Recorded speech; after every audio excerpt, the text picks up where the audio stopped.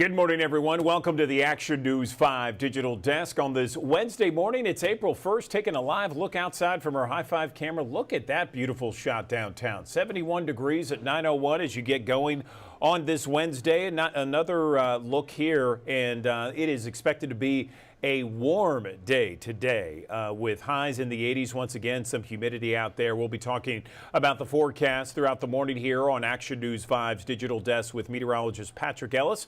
Coming up in just a little bit, but first I want to let you know what we are watching right now. This is a live picture from inside the state capitol where state lawmakers are expected to address the audit of Memphis and Shelby County schools at any moment there. You can see the microphones are set up ready for state lawmakers to begin and give us this long-awaited audit and some of the findings that the auditors found here. And you can see that a number of state lawmakers are there lining up. In fact, we are going to take this live here as they line up right on time.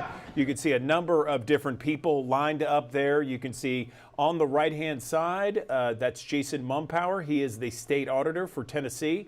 House Speaker Cameron Sexton. You also see Memphis State Senator Brent Taylor, Memphis Representative Mark White there on the left-hand portion of your screen. So you'll see a lot of people there. But right now at the podium is Jason Mumpower, the auditor for the state of Tennessee. Let's listen in. Good morning, and thank you all for being here. I'm Jason Mumpower, Tennessee Comptroller of the Treasury. With us today, as you can see on stage, we have Lieutenant Governor Randy McNally, House Speaker Cameron Sexton, and other leaders in the legislature. Notably for you all here, we also have Folashade Abiola Banjak from our outside auditing firm, as well as Myrtle Shamra. They're from Clifton Larson Allen, or CLA, as you may hear us refer to them. We are here today to talk about the interim forensic audit of the Memphis Shelby County school system, which was requested by the General Assembly and funded by the General Assembly last year. After the legislature did that, the Comptroller's Office issued an extensive RFQ process, and we ended up contracting after a procurement with Clifton Larson Allen, or CLA. CLA began its work in August of 2025. It's important to note that this audit has three parts. The forensic audit specifically covers fiscal years 2022 through 2024. There is an internal controls assessment, which involved review of internal controls, and an IT and cybersecurity section that evaluated risks that currently exist. It is important to note that today's report is an interim report. A final report will be available later this year, but specifically to the forensic audit section, it is only about 25% complete. There's 75% more work to do on the forensic part. So after that preamble, let me say that it is unfortunate, but it is not at all surprising that the work by CLA verified that there are widespread operational failures within the Memphis Shelby County schools. The failures evaluated so far include more than $1.1 million in waste and abuse, much of it related to contract spending within the school system. Another $1.7 million in spending that is not in compliance with district policies and procedures. It is notable in their work that CLA was not able to locate at least 40% of the I-9 verification forms it tested in regard to personnel in the school system. CLA noted, and you'll see in the audit there are photos of this, they noted that the room containing these files, along with other personally identifiable information, is secured by a curtain instead of a door. In all, the report that you will see today includes 44 deficiencies related to internal controls, 51 deficiencies related to IT systems and cybersecurity, and so far in the 25% complete forensic audit, there are 79 observations. This has, very unfortunately, but perhaps again, not surprisingly, been a very challenging engagement. The forensic audit has involved a huge amount of data, over 200 in-person interviews, more than 40 CLA staff working at a time. They have collected a huge amount of data, and auditors have faced delays from the Memphis-Shelby County School Systems providing requested information. The auditors have dealt with dysfunctional record keeping with outdated IT systems and obvious fiscal mismanagement. They have dealt with an obvious disregard for policies and procedures within the district. The challenges they have faced have made this work harder, but they have also verified why this audit was necessary. Again, let me say that this is an interim report. It is imperative, and we are calling on them today, it is imperative that CLA have the full cooperation of the Memphis-Shelby County School Systems for them to be able to complete this audit. Here is the bottom line, and for me, what the biggest takeaway is from this report. It is clear, and again, no surprise, that there is an absolute culture of apathy and carelessness within the Memphis-Shelby County School Systems. There is, at no level, an expectation that things are done right. The Board of Education, the leadership in the school system does not now and has not ever exhibited an expectation that things are done right. There is a major lack of accountability across the Memphis-Shelby County School Systems. Large portions of the forensic audit is not even done yet, but in my opinion as comptroller, this is the worst management of any organization I have seen in my career. I would say, in fact, that it is unprecedented for an organization of this scope and size. I have with me in the room right over here Brian Berkland, who is now Director of Local Government Audit in the Comptroller's Office. Brian, you've been here 45 years, and you have said to me, this is the worst you have seen in your career. This audit outlines a school system that is extremely dysfunctional. Let me give you one example of a contract we found, or CLA found. In the Memphis-Shelby County School Systems, they hired a consultant, a mentor principal, to provide mentoring in the school system. We had a situation where they invoiced for 32 days of work in December. Well, you might say, well, December only has 31 days. But, in fact, there are only 13 school days in December because of Christmas break and things like that. Yet they're billing and being compensated for 32 days of work. We have other instances where they're finding many contracts valued at $99,000. It perhaps is just a coincidence that the bid limit is $100,000. We have a lot of curious things going on. 1 out of every 10 students in Tennessee are educated in the Memphis-Shelby County School System. They have an abysmal educational attainment rate. If things are so bad in the business and operational side of the school system, it is easy to understand how that extrapolates to the all-important educational side of the office. In order to expand on this more, I'll ask Folashade Abiola Banjak, who is with CLA, to come down and share more with you.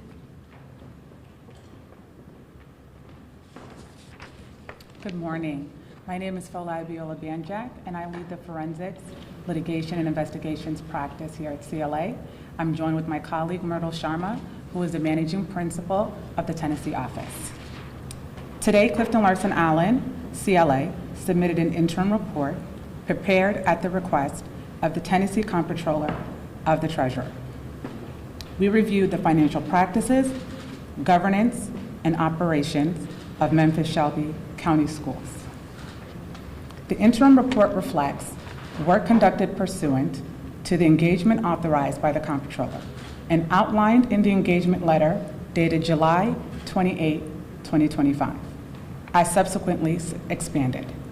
The procedures performed today are part of an ongoing forensic audit designed to evaluate risk, identify potential irregularities, and assess governance, compliance, and financial practices for fiscal years 2022 and through 2024, as well as to evaluate the district's current internal controls environment.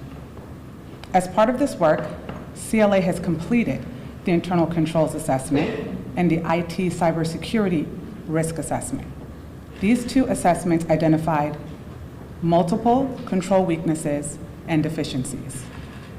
CLA's forensic audit work is ongoing, as stated by the Comptroller, and includes transactional testing, document review, interviews, and analytical procedures focused on identifying potential fraud, waste, abuse, noncompliance, and other irregularities.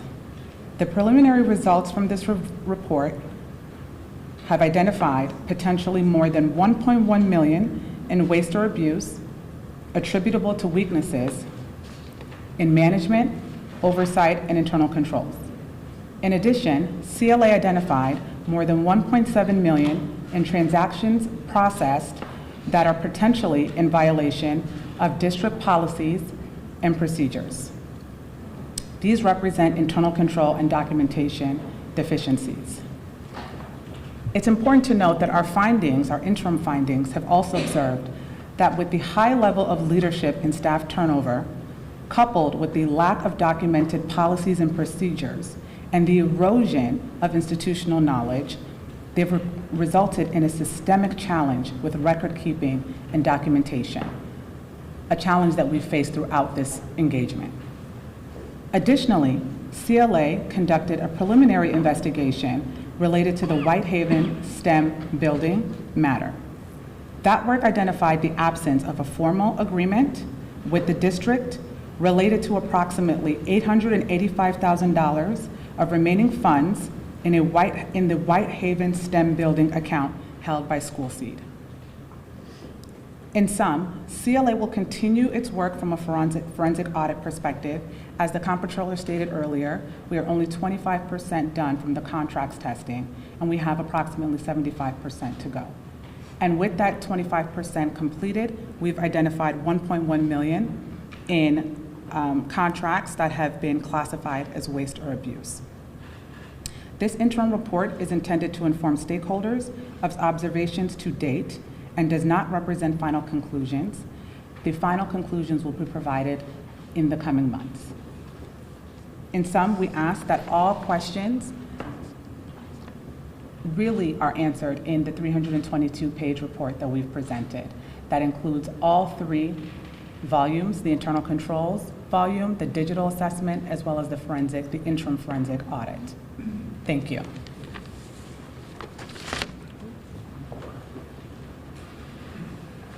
Thank you. I'm Randy McNally, Speaker of the Senate and Lieutenant Governor. I just want to say this is one of the worst audit reports that I've seen in my almost 50 years in state government. I think it demonstrates that from the school board to the school management that there's lots of problems, and it's like people don't care about any rules or any accounting procedures that should be done.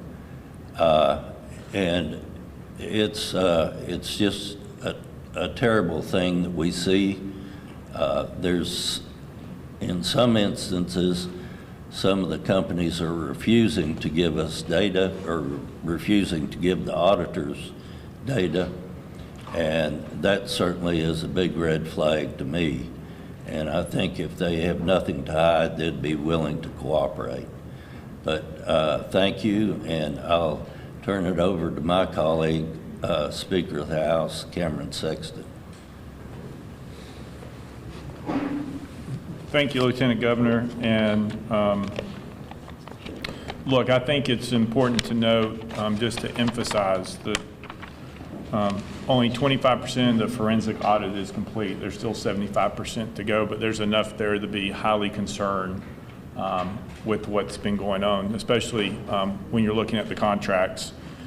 You know, for example, nearly $2 million in disbursements, wire transfers, bank statements, and payroll and travel stipends have no record keeping at all, or oversight.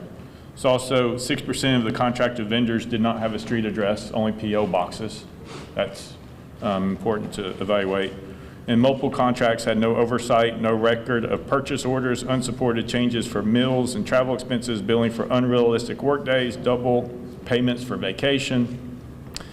Several executive coaching contracts, as was mentioned here, are very concerning as what those look like. And look, I think as you look at this, there was an article, I think last year, where there was a individual who had a contract with Shelby County Schools, and they somehow they figured out that they were supposed to have collected tens of thousands of dollars for something they were supposed to provide, but the problem is they never asked for it. They never were part of it. Somehow they got caught up in the process. That money went somewhere else. They started investigating it. They had never received the money. It went somewhere else, and the question is, how did that happen? I think it's been laid out how that happened. It was due to lack of internal controls, lack of internal knowledge. Could be fraud, could be waste, could be abuse. But I think what we have heard for years is how much has been going on through their contracts. And with this only being 25% done, there's still a lot more to go, but it's very concerning where we're at. I think everybody on this stage is wanting to have Memphis economy to be the biggest economy in our state and take on to the levels of what Davidson County has. I appreciate the Lieutenant Governor and the leader and the leader on our side and members and the senators for helping us decrease crime in Memphis. That was a team effort here. This is a team effort here to have a better understanding of this, but it's also a team effort when you're looking at the school system. There should not be a child that is leaving that school that's not proficient in reading and math. And when you have this kind of mismanagement in the financial side of it, we understand now why there's so mismanagement on the expectations of what's being produced from those classrooms. And so we're gonna do our part. We're gonna do our best to right the ship, and we hope that our colleagues on the other side of the aisle will join us in this as we try to bring some order and ability back to that process. And so, look, it's not a great day for the school system, but we got more to go. And I'll just say, look, 75% still out there. There's a lot to go. And this only represents 3 years. The forensic audit is only going to represent 3 years. But what has been going on, this has not been going on for just 3 years. This has been going on for decades. And so you can make that determination of what that total value is. But this did not start in 2022.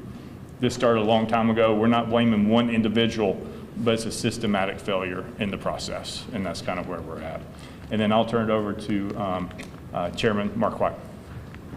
Thank you.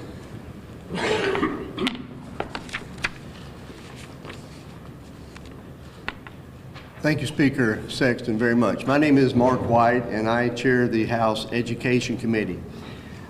I have been in the General Assembly now for 17 years. For the last 12 of those years, I've been fortunate enough to chair the Education Committee in the House chamber. And we in the House and the Senate Education Committee have worked to increase academic standards and accountability in our state's K through 12 schools. We have had much accomplishment. Our nation's report card shows that over the past 10 to 15 years, we have moved Tennessee from 45th, 46th, and 47th among the 50 states in the nation in reading and math proficient. We have now moved the needle down to we're now in the mid-20s of 50 states. So the state has been moving forward. However, Memphis, which is one of the districts that I do represent, the MSCS district has not been moving the needle consistently, and they have stayed around the 25th percentile in reading. And this hurts the city, this hurts the growth. So we have been asking our question, Senator Taylor and I and the leadership behind me, what is the systemic and the root causes of this? Why are we not moving the needle year after year, decade after decade? So I want to thank the leadership behind me, Governor Lee also, for supporting this. And so what we are now in the process of doing, Senator Taylor and I, once this audit report has been released, with the support of the House and Senate leadership, we are now going to pull the legislation that we have proposed, working on this for the past 2 years, which is creating a board of managers for intervention on the school board and move forward with that. We have to, as it was stated, 1 out of every 10 students in Tennessee are educated in this one system. The budget is approximately $1.8 to $1.9 billion every year. We must address this, not only for the sake of Tennessee, but for the sake of Memphis, but most of all for the sake of the K through 12 students in our city. Thank you.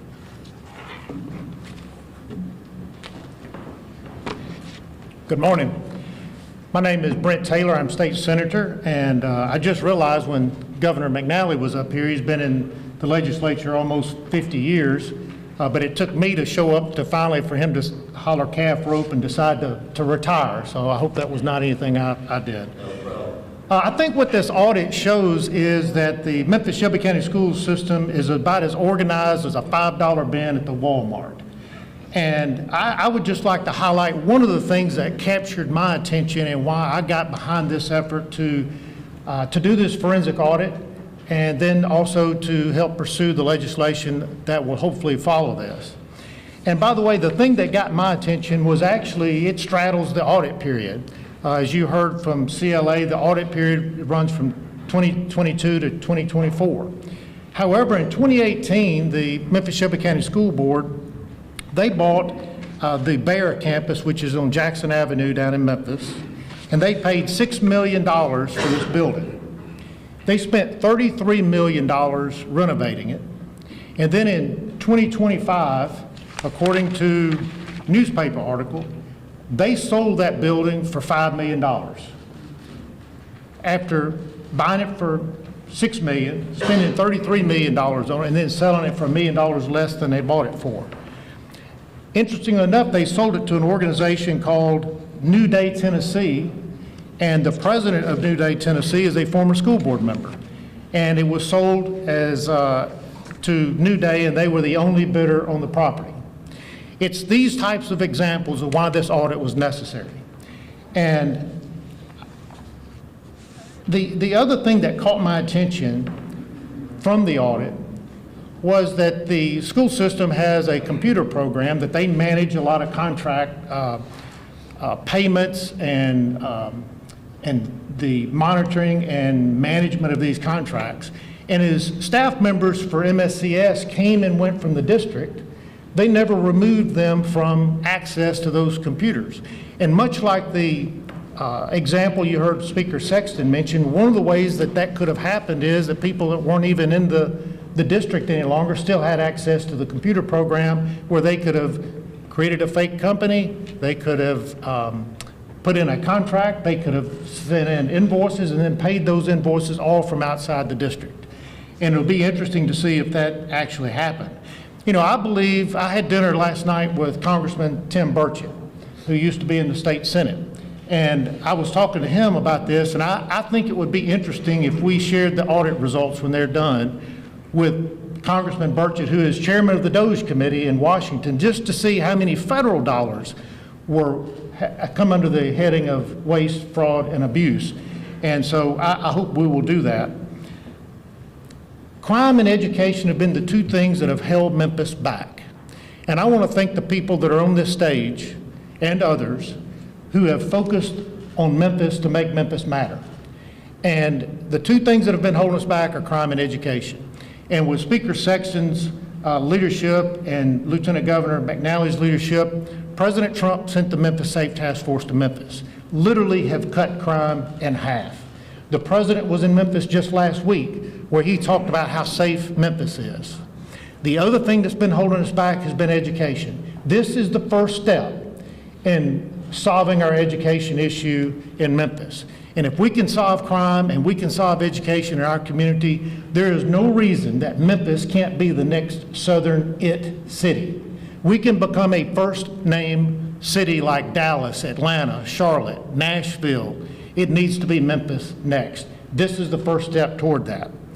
And I will end where I began, and that is that this audit again shows the level of mismanagement down in Memphis by MSCS, that had they been leading the Israelites out of Egypt instead of Moses, they would have ended up in a cornfield somewhere in Idaho.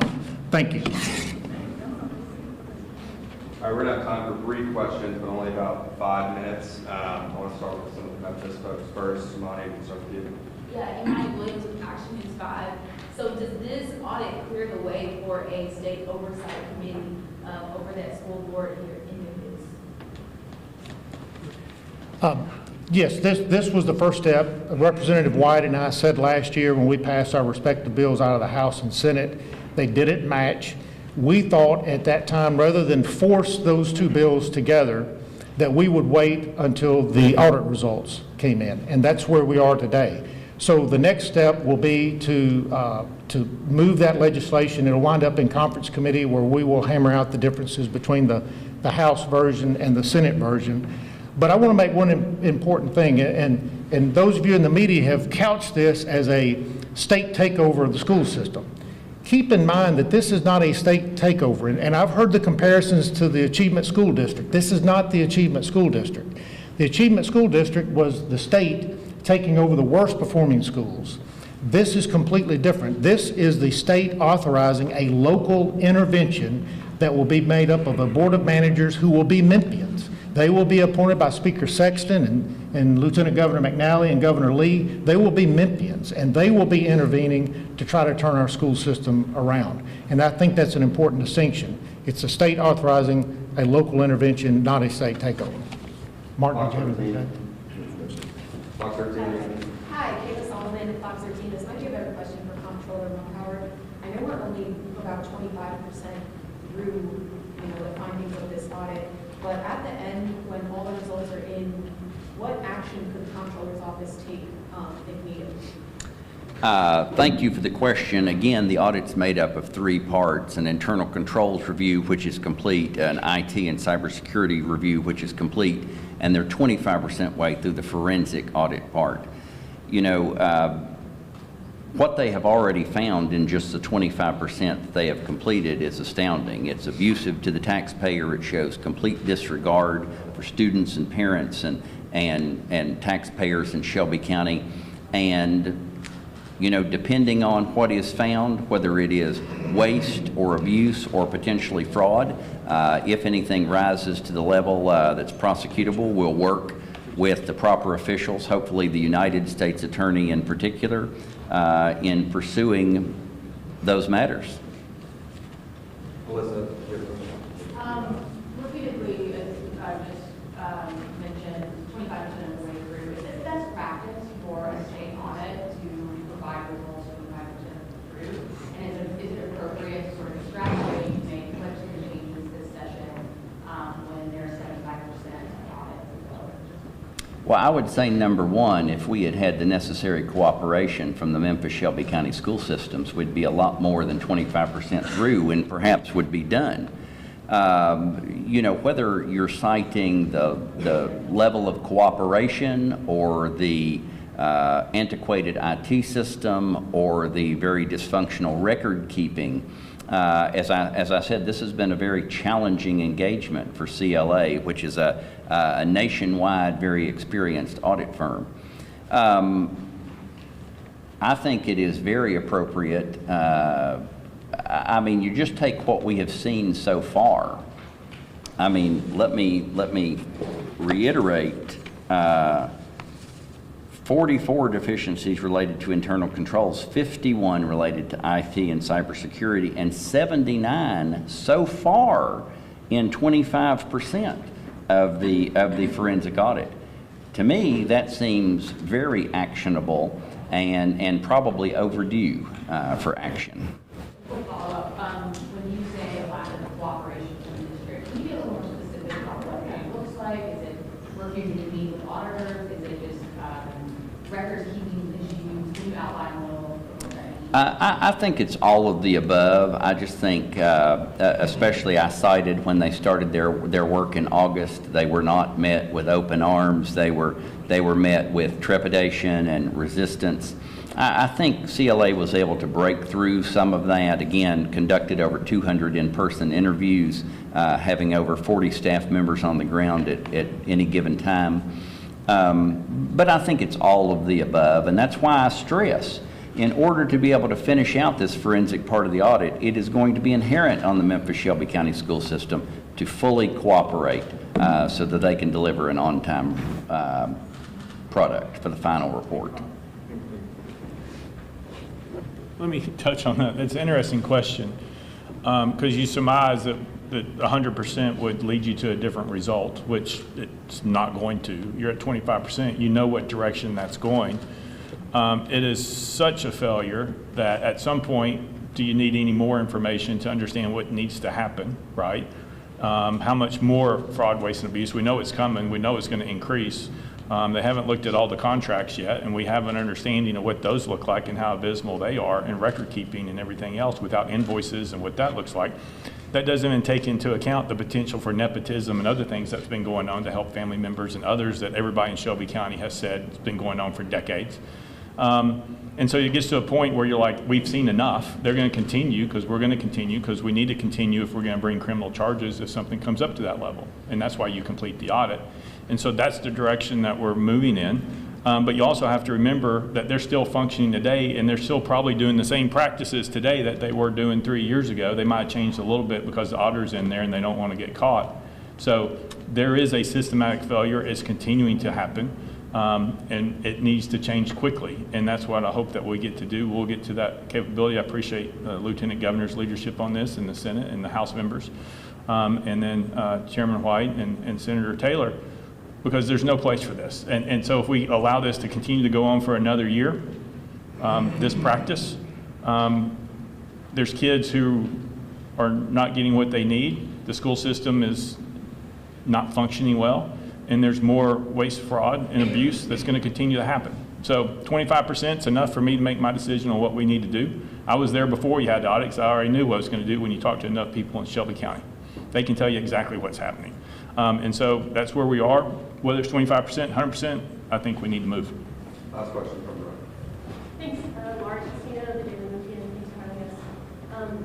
For auditors at CLA, being 25% of the way through with this audit, I'm curious if that is also 25% through the audit plan, what you were expecting to look for, or if some of these findings reflect things that you investigated more than you anticipated.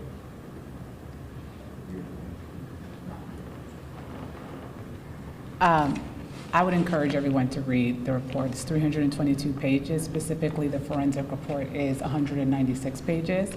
In reference to the percentage completion, it really is in reference to largely the contracts work that has to take place, but it's every section that we took care of, along with the percentage complete of each section of the scope of work, is addressed in the report. And a quick follow-up on that, does the contract review in your process include review of subcontractors that might be attached to these contracts, or is that outside of the scope of this current audit? All areas and all elements in which we took for the scope of work were provided by the comptroller, and they're all articulated in the report. We really want to encourage everyone to read it fully because it will give you enough context as to what it is that we did, our process, the scope of work, as well as our methodology and how we were able to come to our findings. All right, that's all we have time You for. want Thanks, to y'all. nail this just in time Thank you. to pass something at the end of the session? See you later, sir. Okay, that was about 35 minutes there. You heard from the Memphis Shelby County School Audit News Conference just wrapping up, and this was explosive, talking about an abysmal record of Memphis Shelby County schools and the issues and the problems with the school system from 2022 to 2024. Keep in mind that this, according to state lawmakers and the auditing agency, the company that was a part of this, they've only done 25% of their audit. They have 75% left to go. But in that 25%, they have verified widespread operational failures. $1.1 million that they've verified as waste and abuse. It involves all kinds of things. Contract spending, $1.57 million not in compliance with policies or procedures, a lack of internal controls, IT, cybersecurity, all kinds of extremely, their words here, extremely dysfunctional systems in place. The interim report is 322 pages long. There are they said a lack of record keeping in so many different contracts. They talked about a number of different examples. Invoicing from the month of December. There was an invoice that said 32 days of work in December. Well, you might think, okay, December has 31 days. This was invoiced for 32. But keep in mind, there's only 13 school days in the month of December due to the holidays. There were all kinds of examples like this. Control weaknesses, fraud, waste and abuse, non-compliance. The comptroller, Jason Mumpower, in the state of Tennessee, said it was the worst management of any organization he has seen in his career.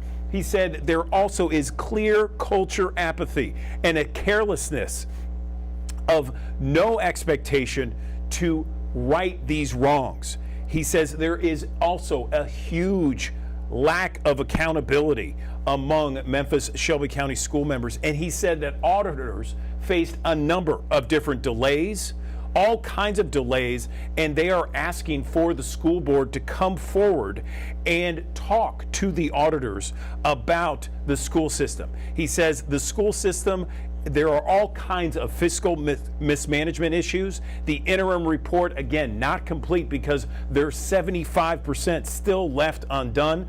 The lieutenant governor also talked about the worst audit report he's ever seen in his 50 years in state government. He says there are companies that are refusing to comply with the auditors. He said, if you have nothing to hide, you need to come forward. So this is one of those situations where many observers thought it was going to be bad, but this is abysmal. It is explosive. A horrible report here coming from Nashville about the audit that, again, is only 25% complete. So now the question is the state going to authorize local leaders to intervene on behalf of the Memphis Shelby County school system and on behalf of the Memphis Shelby County taxpayer? The taxpayer is funding a budget that is over $1.8 billion each year. Okay, and this was only from 2022 to 2024. And all those state leaders say this isn't something that just happened in those 3 years. This has been going on for years. Horrible record keeping, horrible lack of accountability, apathy, carelessness, no expectations to fix this. So this is an awful situation that is going to be detailed throughout the days, weeks, and months ahead here on Action News 5 and across the state. One other thing before we take a short break here. 1 in 10 students, 1 in 10 across the state of Tennessee are educated in the Memphis Shelby County school system. So this affects so many different people, different families across the state. It is an awful report that has been released today. And again, it will continue as the auditors get more information, but 25% done, and it has gotten awful records. If I can put it in a school performance record, all of it Fs, up and down, straight Fs. All right, we're going to take a 60-second break here. We have an interview lined up. We'll be back in 1 minute on Action News 5's Digital Desk.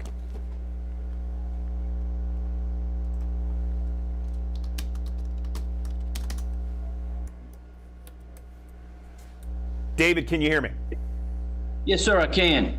Okay, good. So you couldn't hear that what was coming from Nashville, but you could hear me talking. Yes, sir, we could. Okay, great. So we're 30 seconds away. Hopefully, we're going to be talking about some great news here, because that audit was awful. Oh my gosh. That's what I said. Tough act to follow. Woo, man. All right, we need some positive news. Stand by, okay? All right.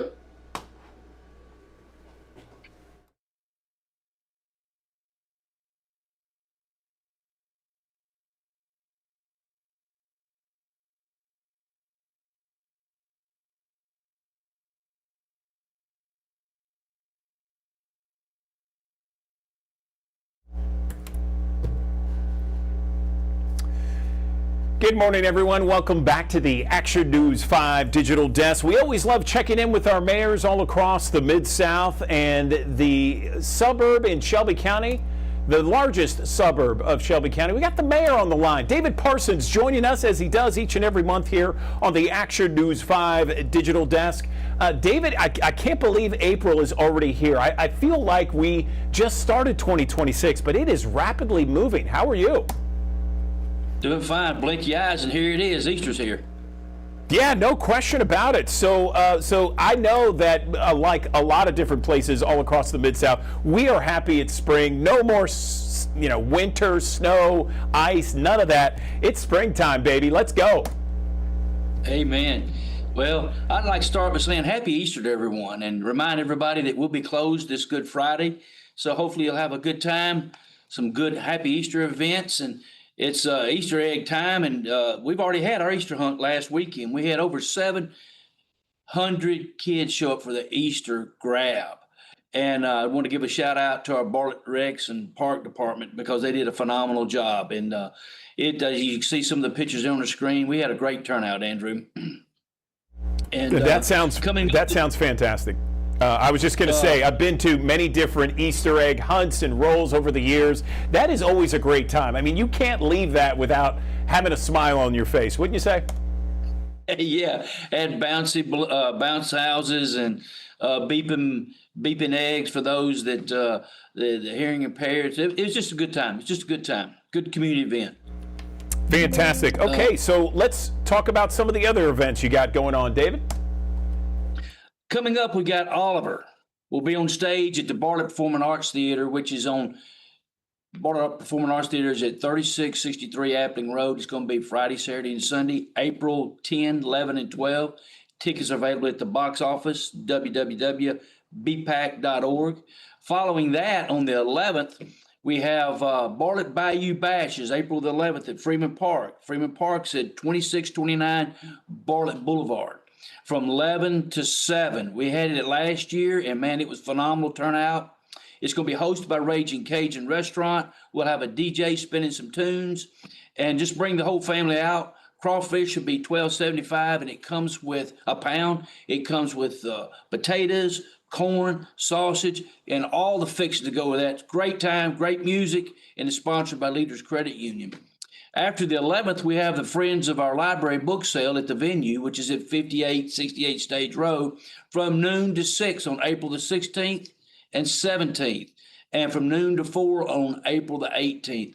All the sales from this benefit our public library. So all you bookworms, go pick up your good book, and you'll be satisfied with a great selection there. And I ask Andrew another thing. Are you royalty? So bring your crowns and your robes all out for the 3rd annual Royal Tea Party on April the 18th at the venue. There's more information at 385-5590 or follow the Bartlett Recs on our Facebook page. And then there's still more to come, Andrew. Our Bartlett City Beautiful annual plant sale at Freeman Park. Again, that's at 2629 Bartlett Boulevard on April the 24th and 26th. And all the sales from that benefit our City Beautiful. And then some of the folks out there say, what does the City Beautiful Commission does? They're the ones that planting trees, making investments in our parks with plants. You drive down the road, you see those planters on the side of the road. They're the ones that keep those fresh with flowers and all. So it's a great, I always go down there and buy a pickup load of annuals and stuff around the house that I want to have plenty of color around there. That's a good place to go. Following that, the Mid-South Card Show's back on April the 25th at the venue. That's at 9 to 3. And if you sports cards, non-sports cards, and all your collectibles, it's a great place to go and just a little throwback and go get all the little collectibles that you're looking for all those folks like that. And Andrew, we close out in May. Again, I just want to remind everybody that there's a lot going on in Bartlett, but in May, we bring back the Food Truck Fridays and the Farmers Market. And you can see more information on that. Follow the summer. Follow us on the Facebook page, and there's events all summer long. So a lot going on, a lot to be thankful for. Spring weather's here. Easter's here. Let's enjoy. I love it. Great suit, by the way, David. Thank you so much. Enjoy the rest of April. We appreciate your time on the digital desk. Thank you. Thank you, Andrew. All right, another live look from our High Five cameras. We go to break on this Wednesday. Let's talk about the forecast in 1 minute.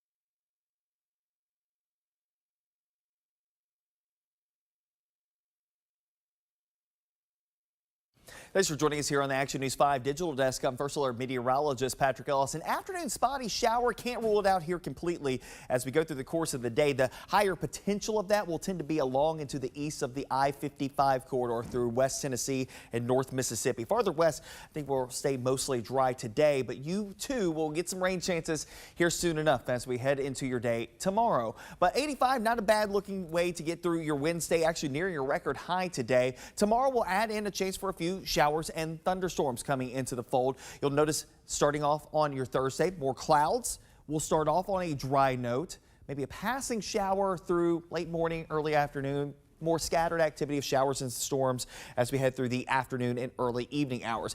It will not be an all-day washout, though, so I don't want you to be in that mindset. But go ahead and grab an umbrella as you're stepping out the door, because this may be your reality for the afternoon ride home. A few showers and thunderstorms here and there with temperatures in the 80s. We'll keep a chance for a few spotty downpours overnight, Thursday into Friday, and then another refire of showers and storms. You know, I say this, anecdotally, but it seems like it's almost a science at this point. Right around sunset, give or take, an hour or two on either side, you usually see a little perk in activity, whether sunrise or sunset. And it looks like by sunrise on Friday, may see another little uptick in rain chances closer to the Tennessee River. Now, through the afternoon hours of Friday, I think that we have more spotty activity to refire closer to the Mississippi River. So there you go, restarting up here Friday morning. Some showers and storms. Be sluggish to move off to the east. And the reason why is because there's a ridge of high pressure kind of buffeting up against the area that will help to bolster our temperatures up a couple of extra notches heading through your Friday afternoon. So as that front kind of fades away, we see the resurge of spotty downpour activity with the mid 80s here and there. We'll call it about a 30 to 40% rain chance for Friday, but there's going to be some mixing in with sunshine in between that as we head through the afternoon hours. Saturday's our best chance for widespread rainfall, but it won't happen initially. I think we at least start off with a few isolated showers, but the bulk of our shower and thunderstorm activity, look at the time frame here. It's like 3 o'clock in the afternoon and the front's still back to the west. So it's going to take until the end of the day before the rain really starts to take hold. I think we're going to be amid clouds, gusty breezes, some gusts around 40 miles per hour outside of the thunderstorms. And right around sunset, the storms start rolling across the Mississippi River, continuing a slow trek off to the east as we head through the overnight period of your Saturday into early Easter Sunday morning.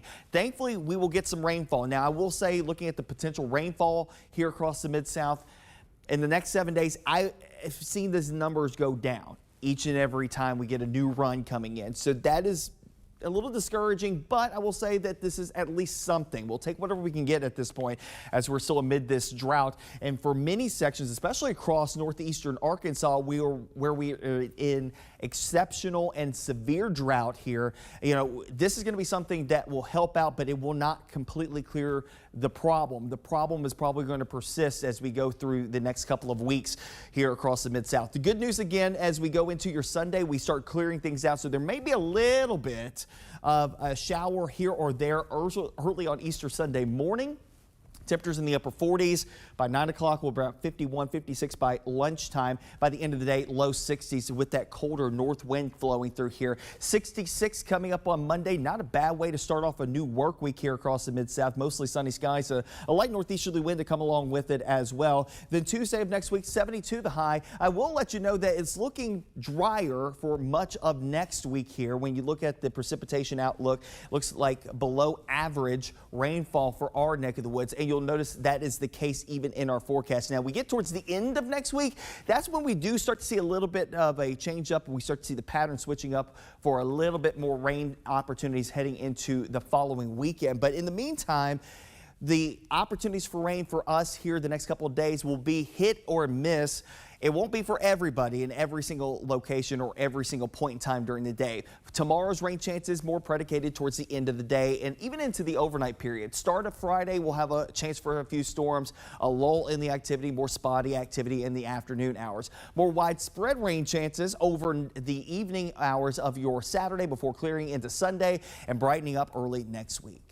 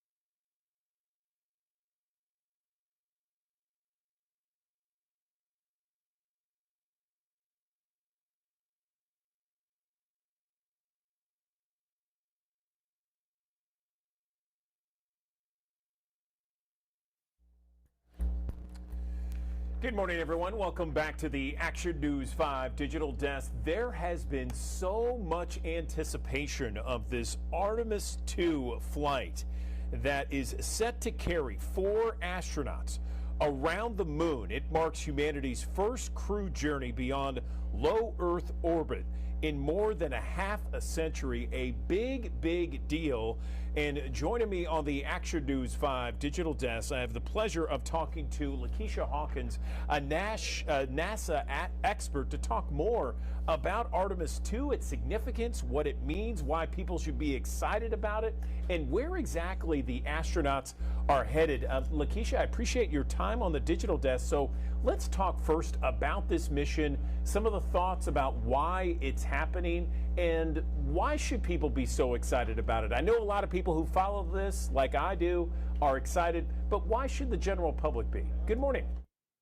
Good morning, and I'm excited to be here from Kennedy Space Center in Florida, and we are go for this mission. I believe that everybody should be excited about this because we are returning to the moon. This is the furthest that humans have gone away from the Earth ever. And this is the first time that we will be returning to the moon vicinity and beyond in over 50 years. This will be an opportunity also to establish the gateway for us to go to the surface of the moon. And we are making plans to establish a moon base on the surface of the moon. There's a lot of excitement, and this next mission opens the door to that. So we're looking at some video of the astronauts that looks like they're getting prepared for this journey. Can you talk about some of the main goals of this 10-day test flight and what we hope to learn? Well, this is the first time that we will be sending astronauts. We had an uncrewed mission. Our last flight to the moon was an uncrewed mission. This is a very important addition. First of all, when we send our friends, Victor Glover and Reed Wiseman and Christina Cook and our Canadian partner, Jerry Hansen, they'll be checking out our life support systems, making sure that the spacecraft, first of all, can sustain humans. They'll also be checking out the ability to control the spacecraft, maneuver the spacecraft successfully, which will be very important when we get ready to dock to a landing system that will ultimately actually take crew to the surface of the moon. So this is a test flight to be able to show that these initial systems work as they should. And then it's also an opportunity for us to show that we can set a trajectory, a course to the moon, and successfully bring them back to the Pacific Ocean off the coast of San Diego. If we can do all of that, and we fully expect that to be successful, then we move on to the next part of this stepped approach to building a moon base. So you mentioned building this moon base on the south pole of the moon. Tell me why that specific area of the moon, Lakeisha. So we're going to a different part of the moon than we did on Apollo. We're going to the South Pole. The South Pole, we believe, has lunar water ice there. There are permanently shadowed regions of the moon there. And if we can figure out how to harness that water ice, that opens up the ability to be able to have water to sustain humans, oxygen to sustain humans, and even to be able to create fuel should we want to go on to further destinations like Mars and deeper even into space beyond that. It also sets up our ability to sustain that long-term presence on the moon as we begin to add elements like habitats and rovers, power systems, communication systems, all the things that we need in order to be able to live and work and conduct science on the surface of the moon. Tell us how we can all stay involved with this mission. How can we watch? Is there a place we can go online? Oh my goodness. Well, hopefully we are going to be everywhere over the coming days. If you want to check us out on NASA Plus, but we also know that our partners and friends on social media and the media outlets will also be covering what we do. So please follow along with us. We're getting into our final count and journey with us over the next 10 days as we make this mission to the moon and beyond. We have a few seconds left, Lakeisha. Is there anything else you wanted to mention to our audience? We have thousands of people who watch us each and every morning here about this mission that we haven't mentioned already. I am so excited about our future, the future of this moon base, the fact that we are going with our commercial and international and friends in academia. I was a kid when shuttle began and was able to see that, and I really hope that there's a kid that is watching and following along with us that will take us to that sustained presence on the moon and take us on to Mars. Lakeisha Hawkins with NASA, appreciate your time on the Action News 5 Digital Desk. Congratulations on getting to this point right now, and we are eagerly anticipating the next steps and that lunar travel and that around the world travel over the next 10 days. We'll be following it closely here in Memphis. Thank you so much for your time. We appreciate it. We're go for launch.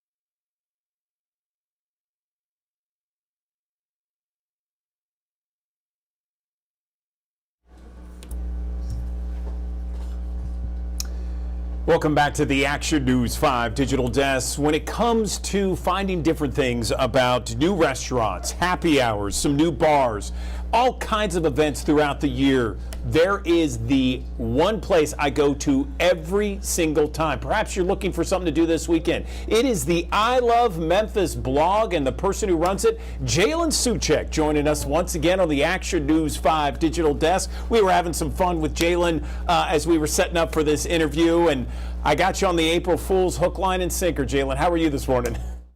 You did, and I needed the reminder that it was April Fool's, so now that I cannot be got for the rest of the day, because I forgot we were already in April, which is crazy. It has moved so fast. I gotta say, like, wow. I mean, it just felt like we just entered 2026. Here we are in April, and wow, the festival season is upon us, isn't it? Yes, definitely. I think it's safe to say that April might be one of the busiest months in Memphis. Maybe it's April and September. It's like those weekends where everything's happening the same day, and you're just going to have to pray that you can try and hit everything you want to do, because there's a lot happening. I think we have a blog right now that's running for April events, and it has 30 plus things going on. And those are just big events and festivals, but there's definitely a lot of festivals this month that are happening. I know you want to hit on a few. I don't have the graphics today, but we'd love to hear them.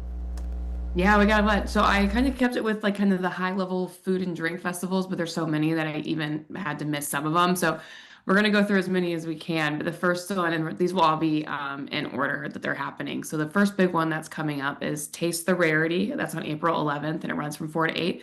I don't know if you've been to this, Andrew, or know much about it, but it's Wiseacre's big beer festival. This is the 11th year they're doing, and this is definitely the biggest beer festival that happens in Memphis. So you purchase the tickets. Tickets are about $50. You'll get a wristband, a taster glass, and 4 hours of unlimited samples and pours. And then they bring breweries in, not just from the Memphis area, but kind of all over. So you really never know who's going to be there, and they're going to be pouring a bunch of different styles of beer. So you're likely to find something that you like in the mix. And also fun this year, Wiseacre has really kind of elevated their entertainment with their events and having music. So there's going to be a live concert that will be happening alongside the ticketed festival. So again, that's April 11th for Taste the Rarity. And then another one that's happening the next day. So if you have a festival that is all beer samples, picture this with Mimosa. So that's Mimosa Festival Memphis, and that's happening April 12th from 11 a.m. to 5 p.m. And this is going to be back on Tom Lee Park along the riverfront. They do 2 of these events a year. And so most recently it was at AutoZone Park. So they're back to the river, which is a great vibe in the spring, being on there. And they'll have the same thing. They have live music, local vendors. They'll have a bunch of stations set up. And you'll be able to just take your kind of your little mimosa flute, champagne flute, and have a bunch of different samples. And then new this year is going to be a French 75 station. So, of course, both of those events are 21 and up only. They have limited tickets. For Mimosa Festival, it's $55.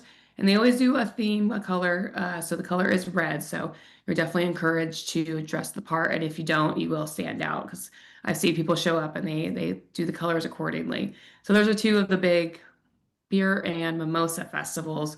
And we're just going to keep going. April 17th and 18th, we're switching to music. This is the Shell Days Music Festival happening at Overton Park Shell. This is put on by Mempho, and doors will be opening up at 4 p.m. for this. So this is 2 nights of live music again at the Shell. The Friday night is going to be headlined by Old Crow Medicine Show, and Molly Tuttle will also be performing The Last Revel. And more. And then on Saturday, it's going to be headlined by Green Sky Bluegrass, and you'll have a bunch of other performers there as well. So it's kind of like good kickoff, laid back. Like sometimes, I think people can be a little bit more intimidated by a music festival and the crowds that it can have. This is a really good, intimate, laid back one that you can hit, and really a good opener for the Shell season, which will kick off later this month. And I think next Monday is when they're going to be announcing the summer schedule. So that's an exciting thing to put on the radar as well. Andrew, do you have any questions before I keep going? I feel like I'm just talking at you. I love it. You know, I can listen all day long to you, Jalen. I have to say, the Overton Park Shell is one of the best venues, and I feel like it's so underrated to watch music there. I mean, it doesn't matter really who's playing because it's just so nice. And when you get like a nice night out, I mean, hitting the Overton Park Shell for some music, some cool vibes, it's 10 out of 10. Yes, and it's a really good storied season for it. They're going to be in September celebrating the 90th anniversary with a Booker T show, so that'll be great. But again, yeah, the Shell is just a must. You know, you can bring out your own blanket, your chairs, your own drinks and food, and just have a good night out. And it really doesn't matter who is playing. You don't need to know. It's always good. It's a great way to learn new music. So yeah, I agree with you. I've done the same thing where, you know, you bring a bunch of friends. Hey, come on. In fact, the last time I went, I told some friends, I was like, hey, make sure you join us. And they're like, okay, how much do we owe you for the tickets? I'm like, it's free, man. Don't even worry about it. It was so awesome. And then, you know, you were mentioning some of the different festivals down by the river, the Mimosa Festival. I think that's a great idea. I mean, mimosas right by the river there. Perfect. Yeah. And we have another great riverfront back-to-back festival day.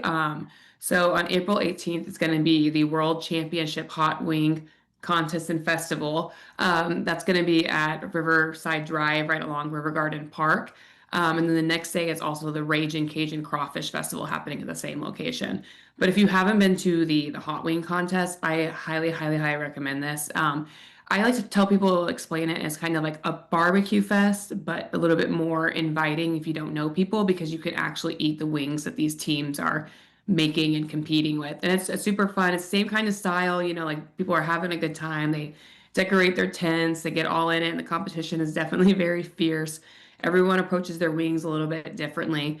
And so like all the proceeds for this go to support the Ronald McDonald House in St. Jude. So it's for a good cause. But I think it's at the first 500 tickets that you purchase, you'll get 2 free wing bucks. And then from there, you can kind of buy tickets or give $1 to the teams and be able to sample wings from all the different tents that they have set up. And it's fun because, you know, these teams are also competing for the public vote, and they want people to come buy their wings. And so they have the most money in the till at the end of the day, which again goes to support Ronald McDonald House in St. Jude. And it's fun. They have 2 music stages. There'll be a second line parade, a dance contest. Just a lot of fun, family friendly. Tickets, I think, are $20 online. So definitely buy them in advance because they go up to $30 at the gate. And it is free for kids 8 and under. So love that event. Again, this is April 8th, 11 to 6 p.m. And then definitely stick around for the next day because it's the Raging Cajun Crawfish Festival, which will be from 11 to 7. And this, of course, supports Porter Leith. I think this is in their 33rd year on having this festival. It's free admission, but you buy your crawfish once you get in there. And this is kind of like the biggest crawfish festival all of the Mid-South area. And so they have thousands of pounds of fresh crawfish that they were cooking up. They do shrimp. They have food trucks on site as well that you can purchase from. Live music. There's crawfish bobbing, crawfish eating contests, racing contests, kids area, and it's always just a lot of fun. So really cool, both in the same location, back-to-back weekends there right on Riverfront. That sounds fantastic. I love crawfish, and I just love the whole celebratory mood that everybody's in when you have it. I mean, it's almost like we have so many different crawfish festivals here. It's just tell me what time and I'm coming. You know, it's fantastic. Yeah, and I love crawfish, but it's so much work, you know. Like I want someone to do the work for me so I can just enjoy it. But it's fun. Yeah. It's, you know, it's so associated with like spring and being outside and community. So if you can't make that crawfish festival, as you mentioned, we have a bunch. Overton Square Crawfish Festival is April 25th, and that'll be from 11 to 5. And it's, again, another situation where admission is free. Kids and pets are welcomed, and you can purchase the crawfish when you get there. Another really cool event, which kind of competes with the Hot Wing Festival, so you're really going to have to plan out, try and get to one earlier and go to the other later, is the Cooper Young Porch Fest. And this is in year 6. So that's April 18th, and it starts at noon. And essentially, all of the porches, well, not all, but a good number of porches in Cooper Young will have host bands that will be performing on their porch. And you kind of just hop around, sit in their lawn, enjoy some music. And it's just a ton of bands participate. And in the morning, they have a community yard sale. But that's really, really cool, free, open to everyone event. And it's just, I think it's just so Cooper Young and fun and cool. And then you can hear and support some local music in the process.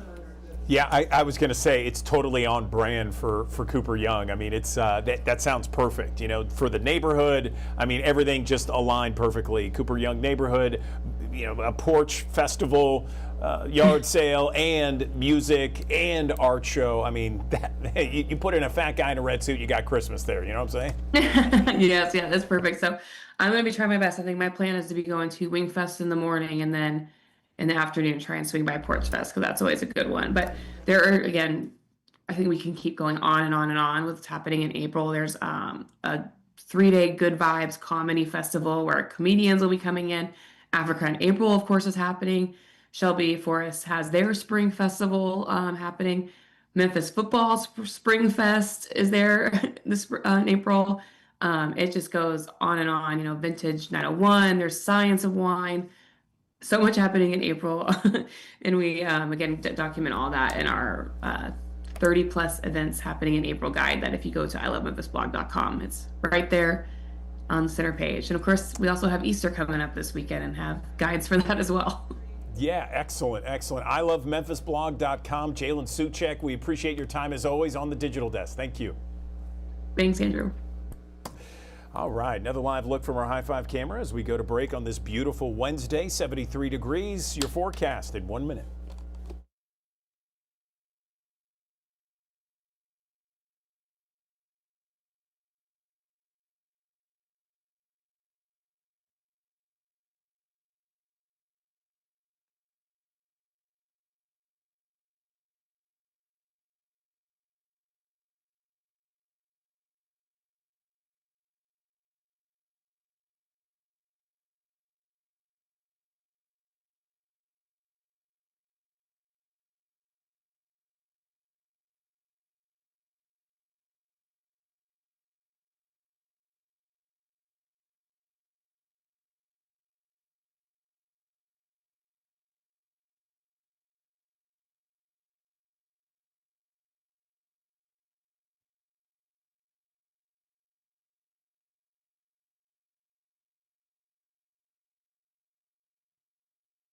Thanks for joining us here on the Action News 5 Digital Desk. I'm First Alert meteorologist Patrick Ellis. An afternoon spotty shower, can't rule it out here completely as we go through the course of the day. The higher potential of that will tend to be along into the east of the I-55 corridor through West Tennessee and North Mississippi. Farther west, I think we'll stay mostly dry today, but you too will get some rain chances here soon enough as we head into your day tomorrow. But 85, not a bad looking way to get through your Wednesday, actually nearing your record high today. Tomorrow we'll add in a chance for a few showers and thunderstorms coming into the fold. You'll notice starting off on your Thursday, more clouds. We'll start off on a dry note, maybe a passing shower through late morning, early afternoon. More scattered activity of showers and storms as we head through the afternoon and early evening hours.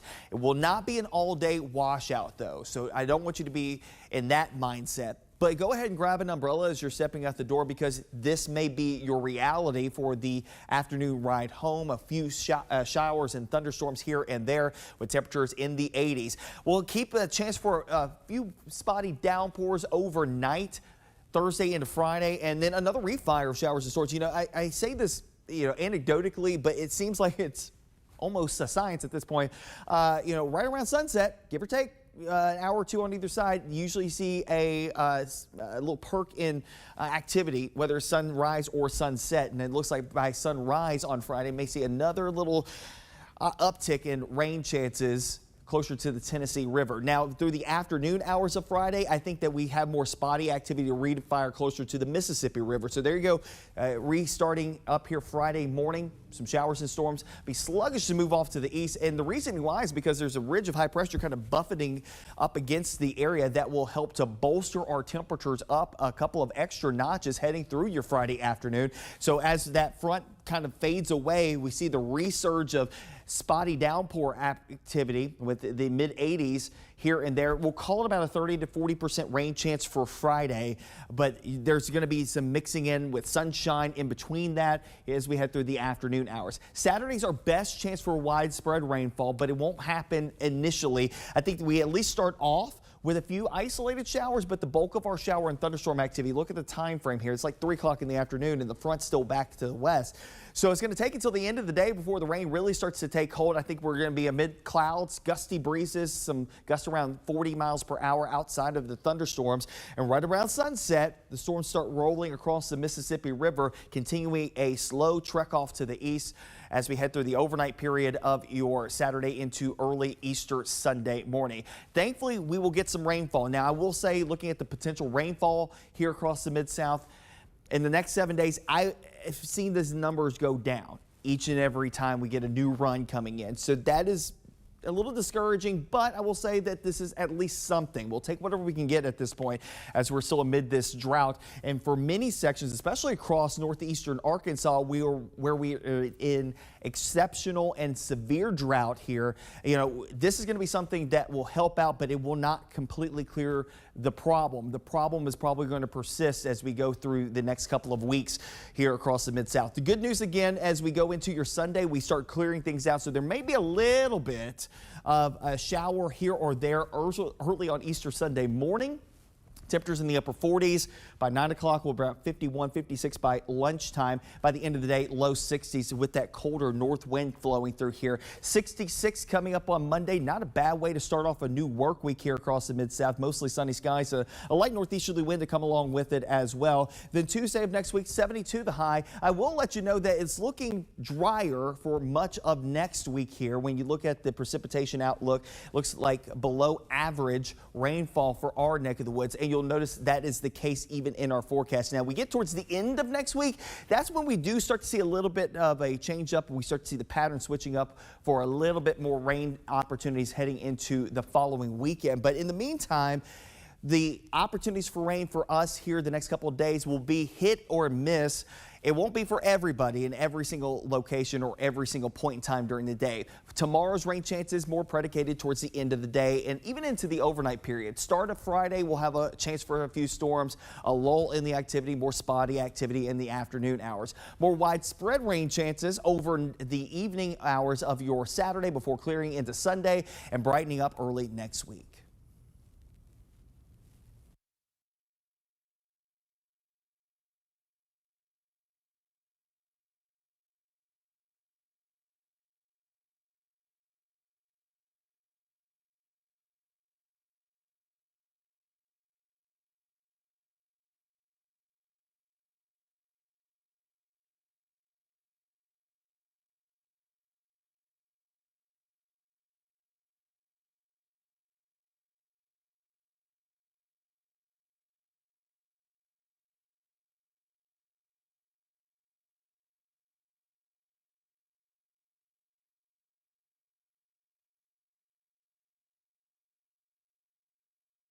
Good morning, everyone. Welcome back to the Action News 5 Digital Desk. I want to bring in the government and politics reporter for the Daily Memphian right now. We got Sam Hardiman joining us on the Action News 5 Digital Desk.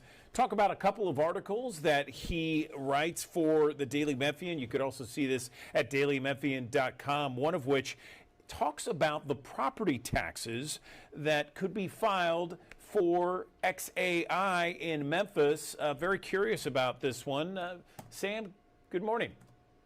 Good morning, Andrew. How are you today?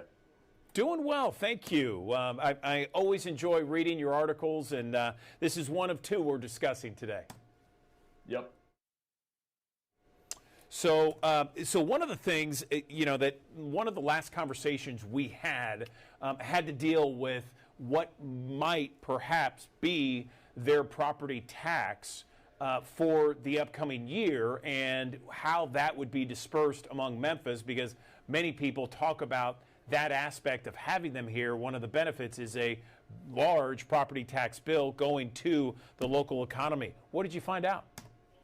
Yeah, that's right, Andrew. And so we requested some records from the Shelby County Assessor's Office for XAI.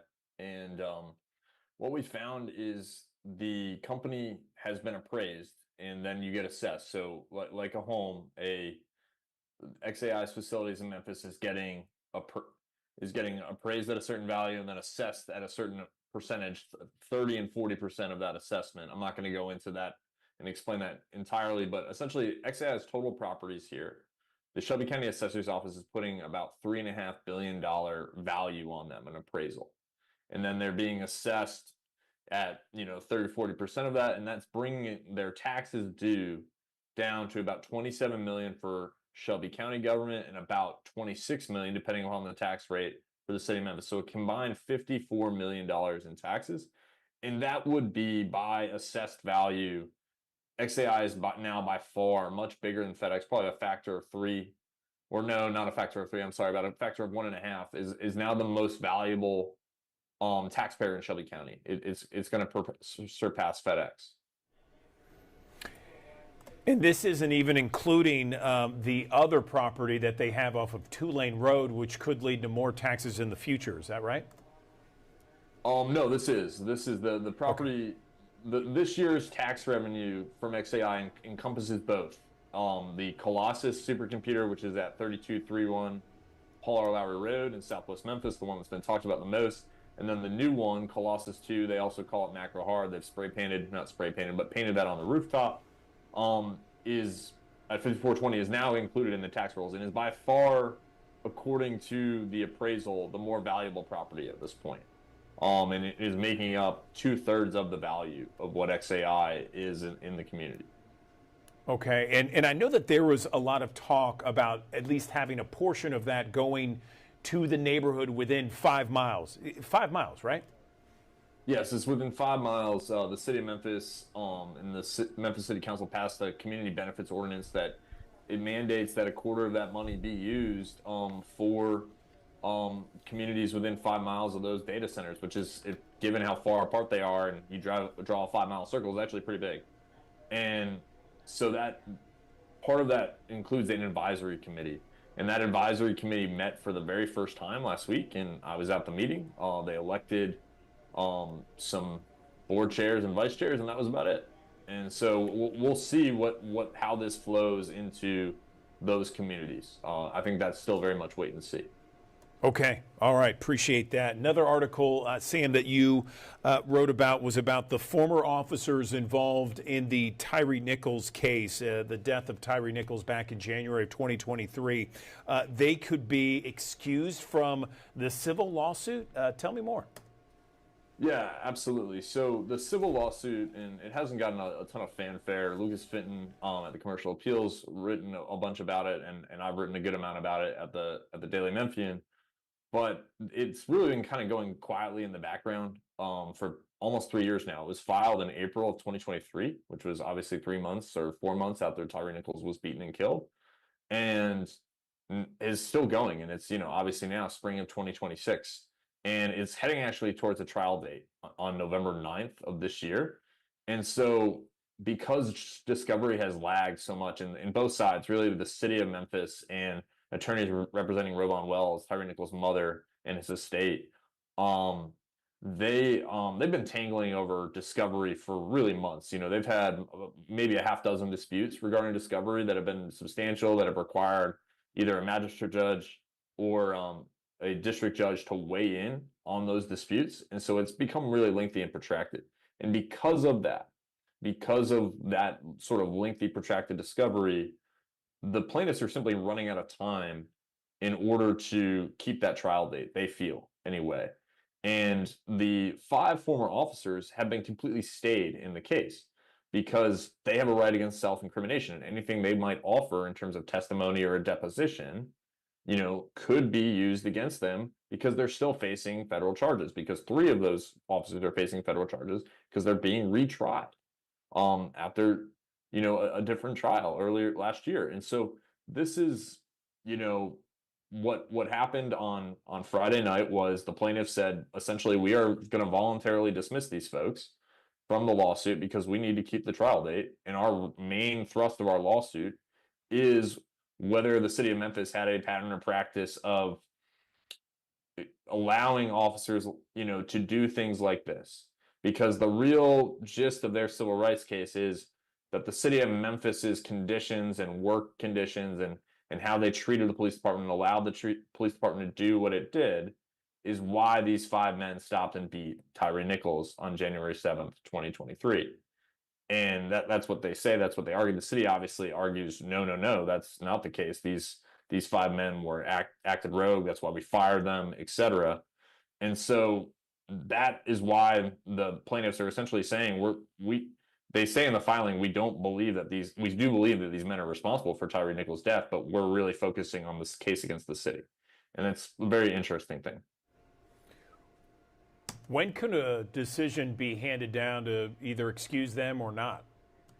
I mean, I think we're waiting at this point on, I think the city may file. I'm not sure if they're going to file. The city objects to this. The city does not want these men to be excluded from the case. All the other defendants in the case, which are mostly these men, are good with it. They don't have a problem.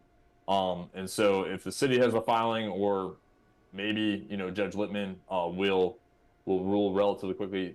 Judge Cheryl Littman has this case in U.S. District Court here.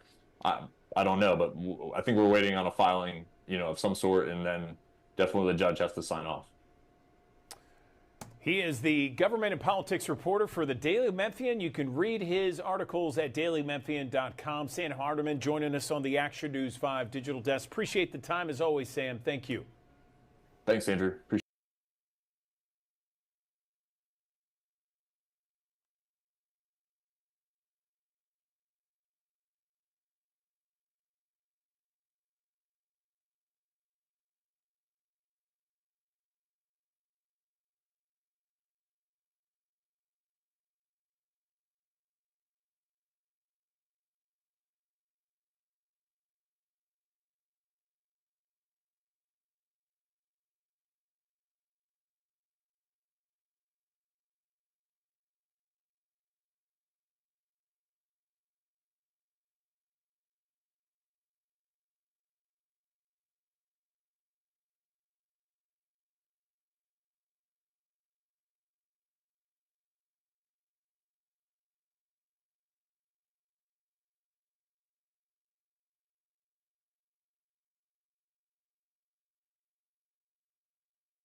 Thanks for joining us here on the Action News 5 digital desk. I'm First Alert meteorologist Patrick Ellis. An afternoon spotty shower, can't rule it out here completely as we go through the course of the day. The higher potential of that will tend to be along into the east of the I-55 corridor through West Tennessee and North Mississippi. Farther west, I think we'll stay mostly dry today, but you too will get some rain chances here soon enough as we head into your day tomorrow. But 85, not a bad looking way to get through your Wednesday, actually nearing your record high today. Tomorrow we'll add in a chance for a few showers and thunderstorms coming into the fold. You'll notice starting off on your Thursday, more clouds. We'll start off on a dry note, maybe a passing shower through late morning, early afternoon. More scattered activity of showers and storms as we head through the afternoon and early evening hours. It will not be an all-day washout, though, so I don't want you to be in that mindset. But go ahead and grab an umbrella as you're stepping out the door, because this may be your reality for the afternoon ride home. A few showers and thunderstorms here and there with temperatures in the 80s. We'll keep a chance for a few spotty downpours overnight, Thursday into Friday, and then another refire of showers and storms. I say this, anecdotally, but it seems like it's almost a science at this point.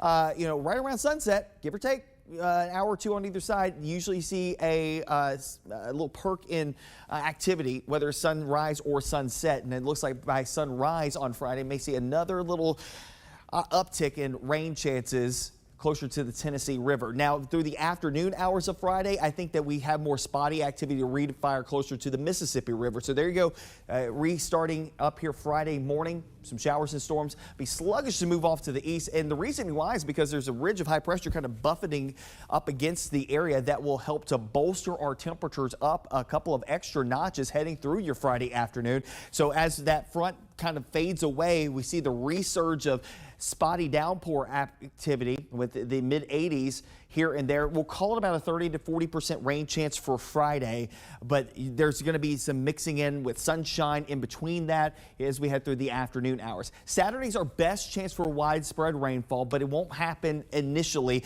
I think we at least start off with a few isolated showers, but the bulk of our shower and thunderstorm activity, look at the time frame here. It's like 3 o'clock in the afternoon and the front's still back to the west. So it's going to take until the end of the day before the rain really starts to take hold. I think we're going to be amid clouds, gusty breezes, some gusts around 40 miles per hour outside of the thunderstorms. And right around sunset, the storms start rolling across the Mississippi River, continuing a slow trek off to the east as we head through the overnight period of your Saturday into early Easter Sunday morning.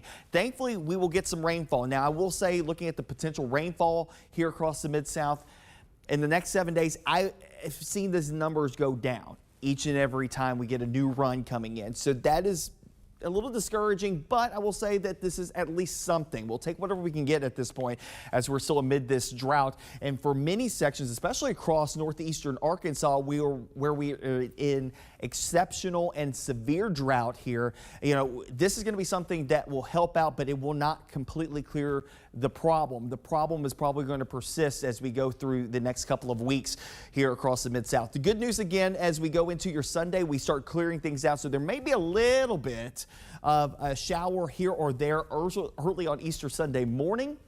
Temperatures in the upper 40s.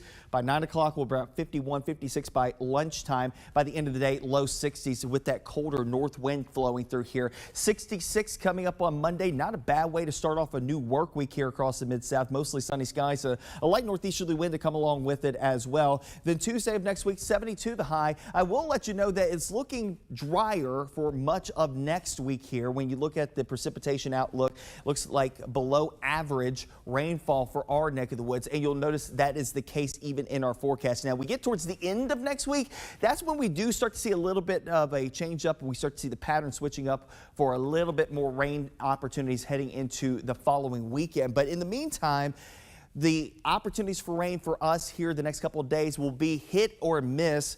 It won't be for everybody in every single location or every single point in time during the day. Tomorrow's rain chances more predicated towards the end of the day and even into the overnight period. Start of Friday, we'll have a chance for a few storms, a lull in the activity, more spotty activity in the afternoon hours. More widespread rain chances over the evening hours of your Saturday before clearing into Sunday and brightening up early next week.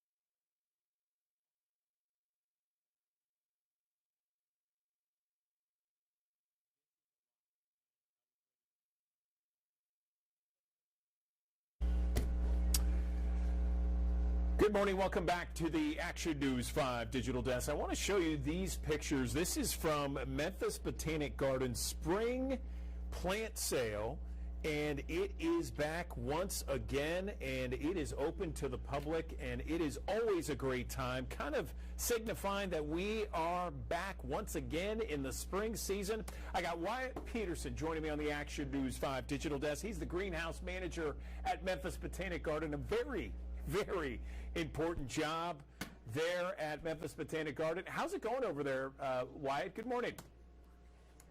Oh, it's going great. Good morning. This weather we've had recently is just outstanding. I mean, the blooms we've had, it's been a great few days here at the garden. Everything's really waking up and popping out. You know, we're getting ready for this plant sale. We're very excited about it. So yeah, I'm going to go over a couple plants we have here, if you don't mind. Awesome. Go for it. So this is our old-fashioned bleeding hearts. It's putting on a show. I wanted to bring it out. I mean, look at these blooms. They hang upside down. They go along this here branch. I mean, a great show every year. It's a perennial, so you put it in the ground once and it always comes back. and that's like a part sun, part shade kind of plant. Now this is a full sun. This is our creeping phlox. It's also putting on a show for us. This thing, very tough plant. Put it in the ground, it's going to creep. It's going to fill up your garden. These beautiful blooms every year. So those are two things I'm pretty excited about. But we've also got a new event coming up as part of the plant sale. If you don't mind me going over that real quick. Let's hear it, bro. So we've got the preview party. So this is new. It is a 21 plus early access ticketed event. So that is going to be April 15th. That is 5 to 8 p.m. Like I said, you can, it's early access. Tickets are $25 for non-members and $20 for members. You get a cocktail, get to come in and browse the evening before the plant sales really start, and get early access to all of your favorite selection. So that's something we're really excited about. That's a Wednesday evening. So let me ask you this, because my understanding is that the spring plant sale for members only is on April 10th, and then it's open to the public April 11th and 12th from 9 until 4. Is that accurate? And again, tell me about the April 15th event. Here, I'll go over. That's not accurate, but that's okay. I'll go over the what we've got this year. So April 15th, 5 to 8 p.m. is the preview party. We've got April 16th, 12 to 6 p.m. April 17th, 10 to 6 p.m. and 10 a.m. to 6 p.m. and April 18th, 10 a.m. to 6 p.m. Okay, appreciate that. You're giving us the accurate dates there, so I appreciate that. Now, tell me some of these pictures here that we got. This is from last year or previous years, right? Yes, that's correct. And people are having a good time there and picking up their plants. You know, one thing that I really like about this plant sale that we offer here is that you know, community members in Memphis can come in. They can talk to our horticulturists. Our horticulturists have selected this plant palette, everything being sold. It's stuff that works here in this region. And as you know, this is a tough region for some plants. We get some extreme weather. It's untimely weather, and it is very extreme. So we're selecting plants that won't fail. They will work for you. They work in this region, and they put on a great show for you. And more importantly, they fit into the Memphis palette. We have a beautiful city. We have a great canopy. We always have awesome azalea blooms everywhere. This stuff will fit into your lawn. It will look right. It will complement everything, and it will help the ecosystem, and it will help the neighborhoods be more beautiful. I love that. I love that a lot, Wyatt. And again, I just want to push to your website to go over the different dates and how much things cost in order to go. There's a cost associated to the spring plant sale, is there not? There's a cost associated to the preview party. The preview party, again, is April 15th. It's 5 to 8 p.m. It is $20 for MBG members and $25 for non-members. And that's exclusive early access to all of our selections. Gotcha. And the 16th, 17th, and 18th, is there a cost there? No, not at all. Please, okay. Please come. Come for free. Yeah. Okay, and once again, give us the website so everybody knows. mbg.org is our main website. That's actually it's membg.org, and you can learn more about our plant sales, our dates, and all other upcoming events here at the garden. And I just want to say that everybody's patronage at this garden, it supports everything we do here. And we're really trying to grow a more beautiful Memphis. So all of your support, we really appreciate it, and it helps us very much. It helps the city. No question about it. One more thing, Wyatt, that I think gets overlooked a lot of times, and you just brought it up a moment ago, is the fact that there are experts there at the plant sale to kind of guide people on what would work best in any kind of setting in your garden, shade, lots of sun, that sort of thing, right? Yes, sir. Our expert horticulturists will be here to answer any of your questions and help you pick out the right plants for your space. Perfect. Wyatt Peterson, greenhouse manager of Memphis Botanic Garden, joining us on the Action News 5 digital desk, talking about the annual plant sale there next month in April. Well, of course, 15th is a preview, and then you got 16th, 17th, and 18th. You can go to MEMB.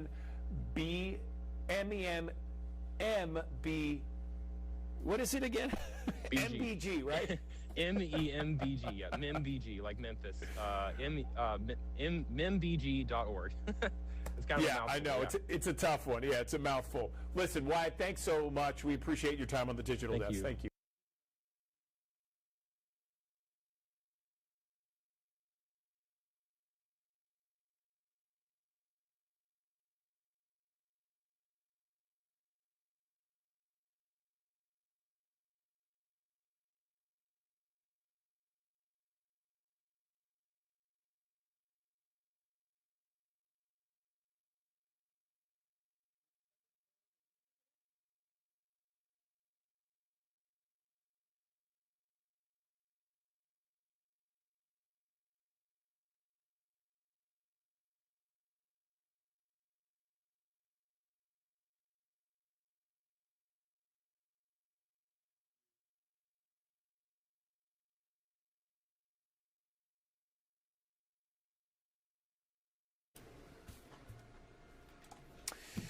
Good morning, everyone. Welcome back to the Action News 5 Digital Desk. I want to tell you about a very impressive young man. He has got a big goal, and that goal is to cycle cross country across the United States, all while raising money for people with disabilities.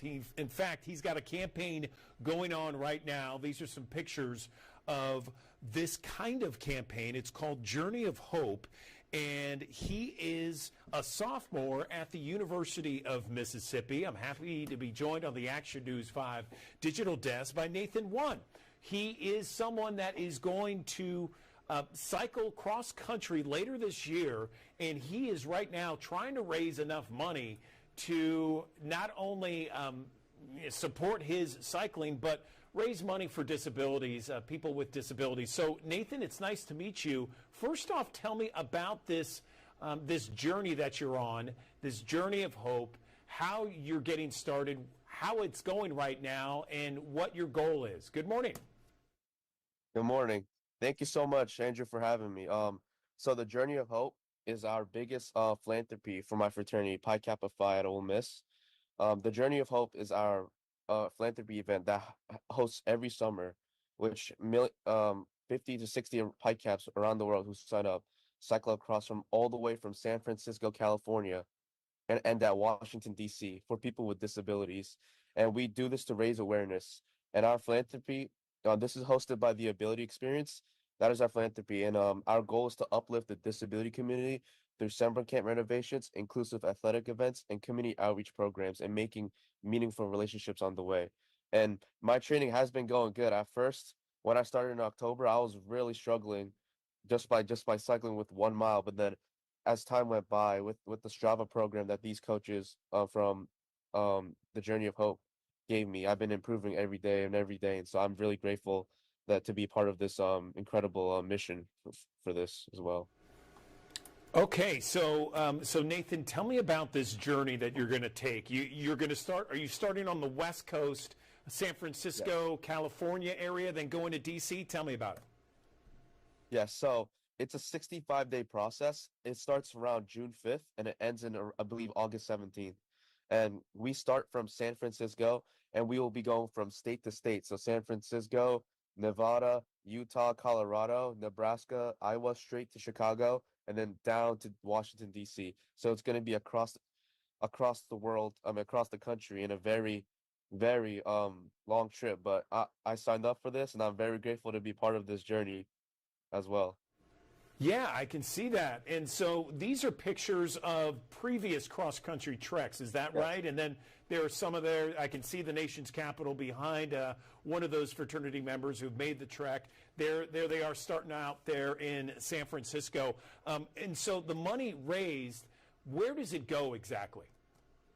So the money that we raise goes towards our philanthropy, the Ability Experience. Like I said before, the Ability Experience is a philanthropy where it helps the disability community. So our goal for every biker that is participating is to raise money.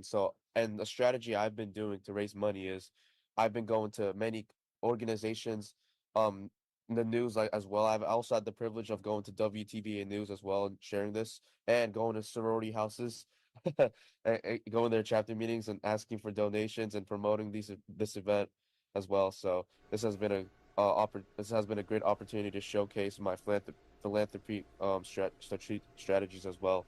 And yes, and so all our money that we collect goes towards the ability experience and trying to make a difference for people with disabilities and for the disability community.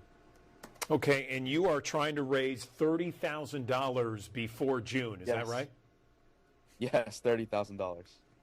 Okay, and someone might be watching this right now, because we have thousands of people who watch each and every morning, and they might want to kind of learn more about your experience and where the money raised goes towards, and how they can root you on, Nathan, in this long cross country trek.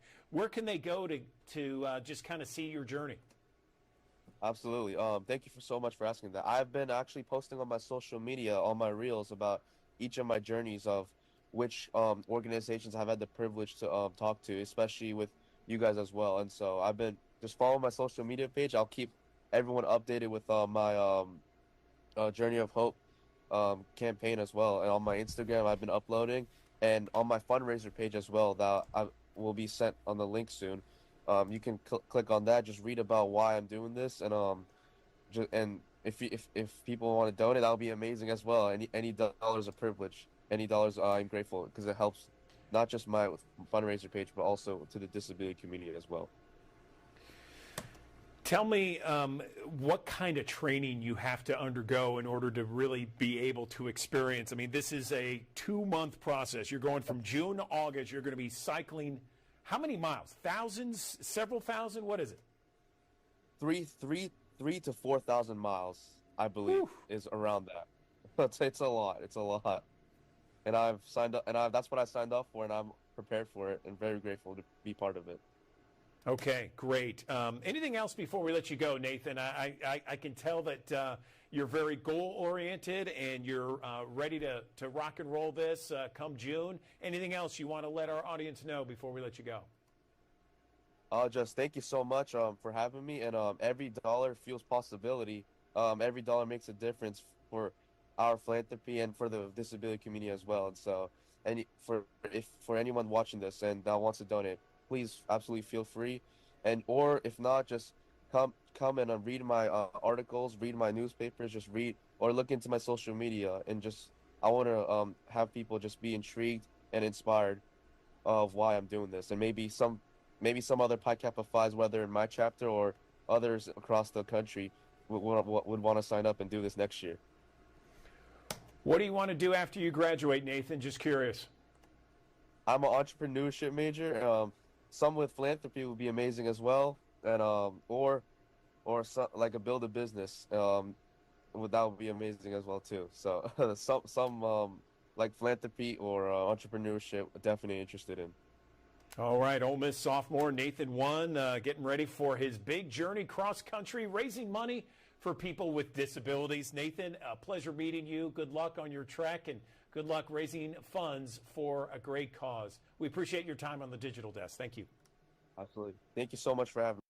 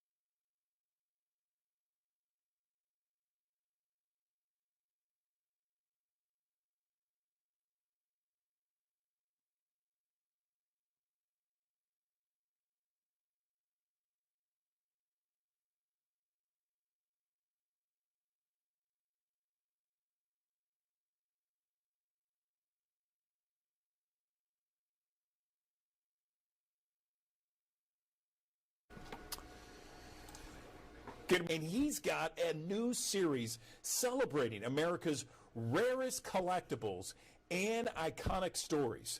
And he is the host, the executive producer of this new series.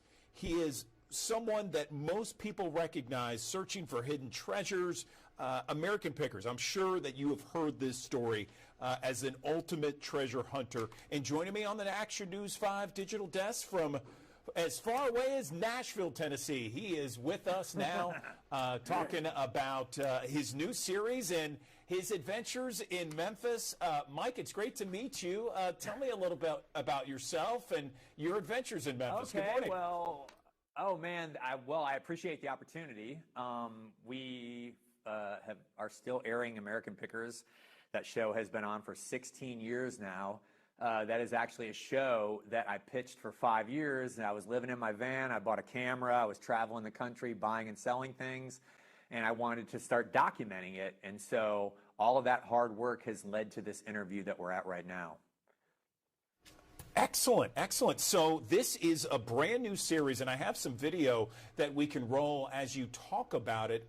Tell me a little bit about how this series differs from what's currently on the air for the last 16 years on the History Channel, Mike. Okay, so it's different and it's similar in the respect. So there's a high level of storytelling on this show, just like there is on American Pickers. You're not going to see me actually pick anything, though. You're going to see me introducing pieces. We're going to cut to a reenactment. We're going to cut to an expert, and then I'm going to do the out. I'm going to do what they call wraparounds. But I was involved in picking these stories that we're talking about. It's exciting to me because we're talking about American history, which is the history of all of us, and I think that's important for us to still dive into. I agree, and I'm looking at it right now. It looks really cool, seeing some vintage things. Can you talk about some of the things that that you'd like to, that you guys are going to highlight on this new series? This episode that you're showcasing here is transportation related. It talks about the Batmobile. It talks about James Bond's car. It talks about a 1908 Harley that was discovered in a barn in Wisconsin. It talks about James Dean's car.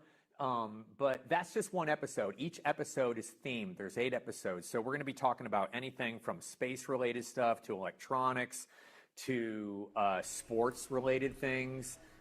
There's just a huge gamut of what we're covering on the show. But the exciting thing about this show is we're talking about how it was found, who found it, and then we're showing what it realized at the end of each piece.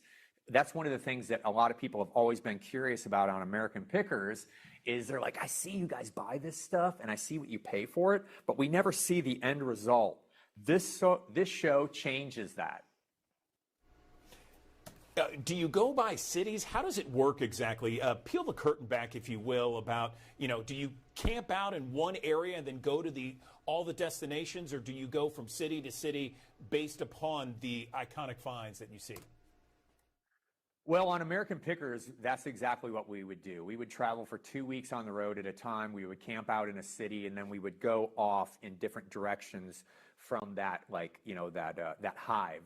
But on this show, we actually filmed 8 episodes in 4 days in my warehouse in Columbia, Tennessee. What you're seeing me walk past right there, that's actually my stuff. That's a warehouse full of my collectibles. It's a 1947 Chevrolet dealership that I'm walking through there. That is so cool. I love it. I love it. And so you're right down the road from us here in Memphis and the Mid-South. Anything that we can talk about that you perhaps found that's a little bit related to the Memphis area? Well, I mean, we did a show there with a guy, I can't remember his name. He runs for mayor every year. He threw flour all over Frank and I when we were Prince Mongo. Mongo? Prince Mongo What? was the guy's name. You know that guy? Of course. Everybody knows him. Okay. He's an alien well, we did a from show the with planet him, Zamunda. and we bought some oh my gosh, we bought some great historic signs from record stores that were in Memphis. Frank and I used to drive around Memphis 25 years ago and go into neighborhoods where there were a lot of buildings that weren't occupied and try to find out who owned the building so we could buy the neon sign off the front of it. You know, so we've been at this for a very long time, and I love Memphis, man. I mean, obviously I'm a music fan, but you know, it's really the people, just like any place else. The people have so much to be proud of there, and you can feel that. I couldn't agree with you more. 1,000%, Mike. I appreciate it. Okay, so let's talk for our audience how people can watch this, when they can watch this, so we can bring up those numbers. Okay, so it's 9/8 Central on the History Channel on Sunday. There's going to be 8 episodes, and the first episode airs this Sunday, 9/8 Central on History. Excellent. Mike Wolf joining us on the Action News 5 Digital Desk. Thanks so much for giving us the update here on your one and only greatest picks and this new show. And congratulations on all your success. I mean, 16 years having that long of a tenure of one show is fantastic. So way to go. And hey, listen, you love Memphis. We love you back. So we appreciate your time, Mike. Thank you. Thank you. Thank you for the opportunity.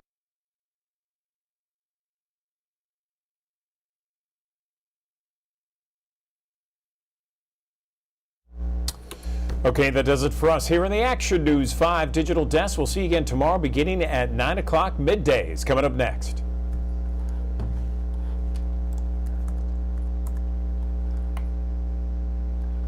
Hello.